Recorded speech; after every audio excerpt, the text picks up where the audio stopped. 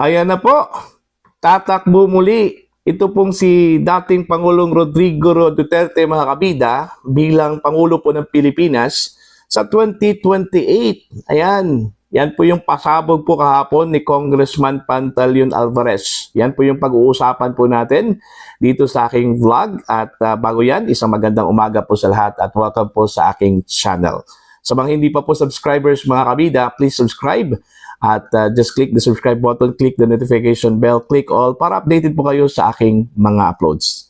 Ito, pag-uusapan po natin, ito hong pasabog po kahapon ni Congressman Pantaleon Alvarez, ng Davao del Norte. Ang sabi po niya, mga kabida, tatakbo muli bilang Pangulo po ng Pilipinas. Ito pong si Pangulong Rodrigo Duterte sakali hong ma-impeach or matanggal po ito si Vice President Sara Duterte bilang Vice Presidente po ng Pilipinas sa pamamagitan po ng impeachment. Alam naman po natin na meron pong ongoing proseso po ng impeachment po ngayon, Diyan ho sa Senate. Ngunit pinag-usapan na lang po nila kung kailan po ito gagawin, Pero definitely, meron na pong impeachment complaints or article of impeachment na naisampa po dyan sa Senate po, mga kabida, Now, in the event po na matatanggal po itong si VP Sara sa pamamagitan po ng impeachment po, mga kabida, wala pong pwedeng gawin. Ito pong si Digong, yung kanyang ama po, at dating Pangulo po ng Pilipinas, tatakbo raw ito bilang bilang Pangulo po sa 2028, Kasi ito pong si VP Sara, siya kasi yung perceived as candidate for the president, sa 2028, Pero in the event lang po, na siya po ay makonvict sa kanyang impeachment trial, most likely in July ngayong taon, mapipilitan po raw itong si Digong na tumakbo bilang Pangulo po ng Pilipinas sa kabila po ng mga interpretasyon po sa ating saligang batas, mga kabida, na hindi na ho daw pwedeng tatakbo itong si Digong dahil tapos na po yung kanyang termino, Now, ang sabi po ni Congressman Alvarez, hindi ho daw covered itong si Digong sa constitutional ban, Kasi ho, ang sabi po ng ating saligang batas, hindi ho pwedeng tatakbo bilang re-electionist po, as President of the Republic of the Philippines, itong Pangulo po ng Pilipinas, Ang sinabi po doon is re-electionist o re-election, Wala akong sinabi doon na hindi na ho tatakbo o pwedeng tatakbo lahat ng mga nagdaan o dumaang mga presidente po ng Pilipinas, Okay.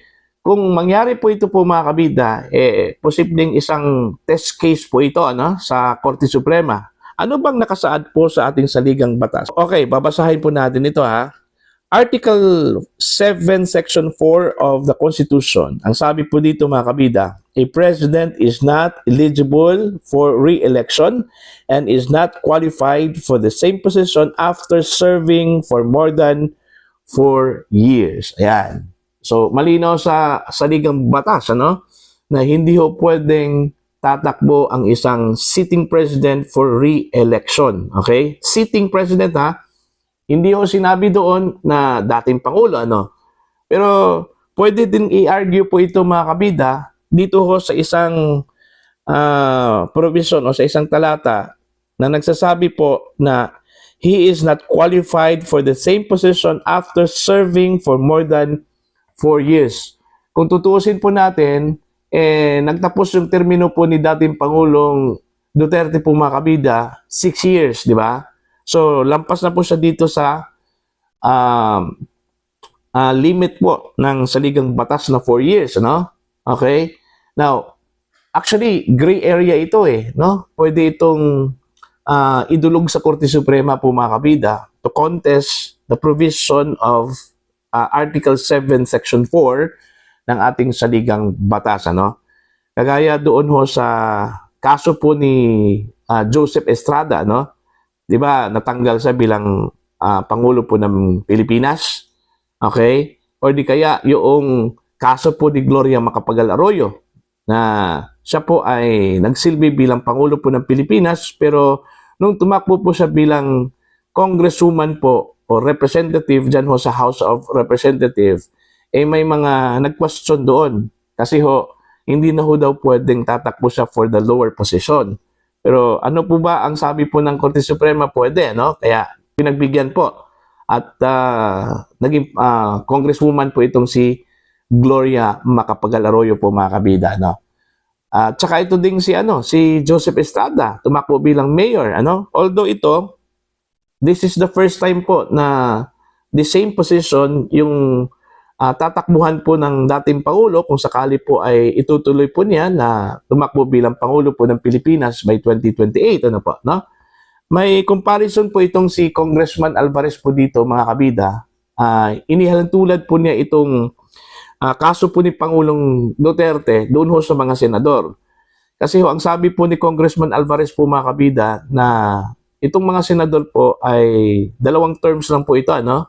Ito pong mga senador po natin ay 6 terms po ito. So meaning 2 terms yung pwede ho silang tatakbo, ano?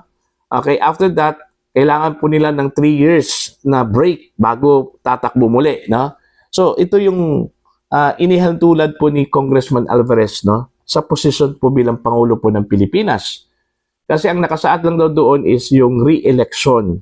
Walang sinabi doon na hindi ka na pwedeng tatakbo kung ikaw ay dumaan na bilang Pangulo po ng Pilipinas, okay?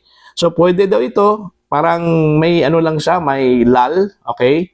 Then after the lull, pwede hong tatakbo ito pong si dating Pangulong Rodrigo Roa Duterte. So titingnan na lang po natin, baka meron pong mga petitions dyan sa Korte Suprema kung sakali itutuloy po ng dating Pangulo yung kanya pong balak na tatakbo bilang Pangulo po ng Pilipinas muli, okay, sakali ma-impeach or matanggal po itong si Vice President Sara Duterte sa kanyang posisyon bilang Vice President of the Republic of the Philippines, mga kabida, sa pamamagitan po ng impeachment, ano pa, no? In the scenario lang po, matatanggal po itong si VP Sara, no? Kasi kung hindi, si VP Sara yung tatakbo bilang presidente po ng Pilipinas, ano po. So, sa tingin po ninyo, mga kabida, ano pong sa palagay po ninyo, pwede po ba? At pahayag po ba kayo na tatakbo muli ito pong si Tatay Digong bilang Pangulo po ng Pilipinas? You can comment down. At sa mga hindi pa po subscriber, mga kabida, sa aking channel, please subscribe. Just click the subscribe button, click the notification bell, take all, para updated po kayo, mga kabida, sa aking mga uploads. Maraming salamat po sa inyong lahat at God bless po, mga kabida.